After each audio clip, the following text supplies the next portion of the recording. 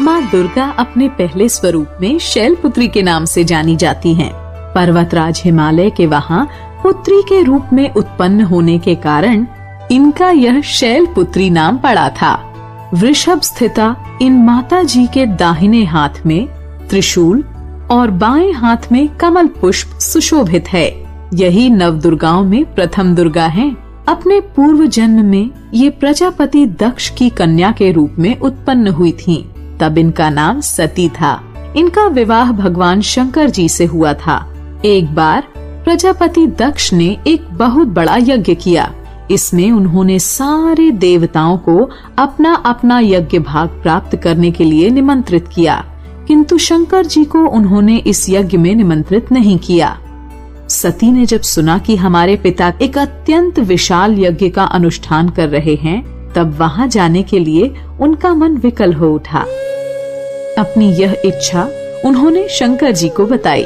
सारी बातों पर विचार करने के बाद उन्होंने कहा, प्रजापति दक्ष किसी कारणवश हमसे रुष्ट हैं। अपने यज्ञ में उन्होंने सारे देवताओं को निमंत्रित किया है। उनके यज्ञ भाग भी उन्हें समर्पित किए हैं, किंतु हमें जानबूझकर नहीं बुलाया है, कोई सूचना तक नहीं भेजी है। ऐसी स्थिति में तुम्हारा वहां जाना किसी प्रकार भी श्रेयस्कर नहीं होगा। शंकर जी के इस उपदेश से सती का प्रबोध नहीं हुआ। पिता का यज्ञ देखने, वहां जाकर माता और बहनों से मिलने की उनकी व्यग्रता किसी भी प्रकार कम न हो सकी।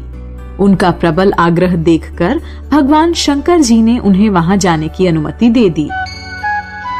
सती ने पिता के घर पहुंचकर देखा कि कोई भी उनसे आदर और प्रेम के साथ बातचीत नहीं कर रहा है।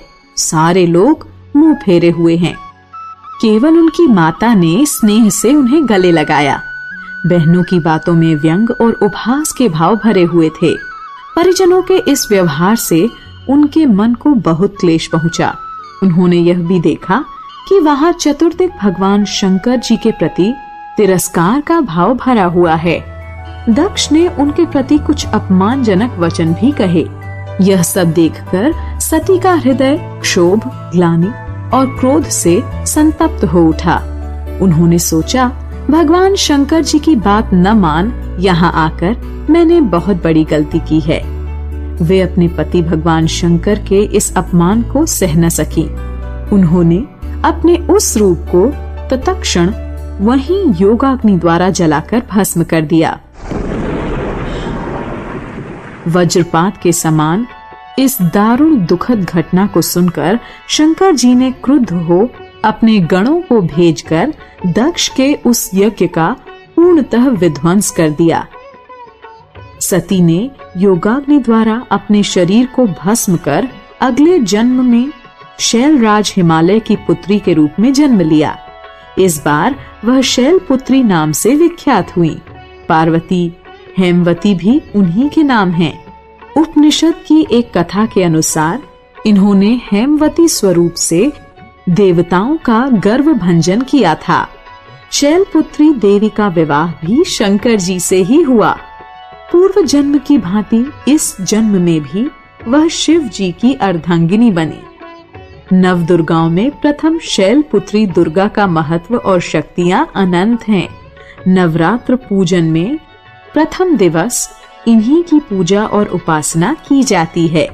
इस प्रथम दिन की उपासना में योगी अपने मन को मूलाधार चक्र में स्थित करते हैं। यहीं से उनकी योग साधना प्रारंभ होती है।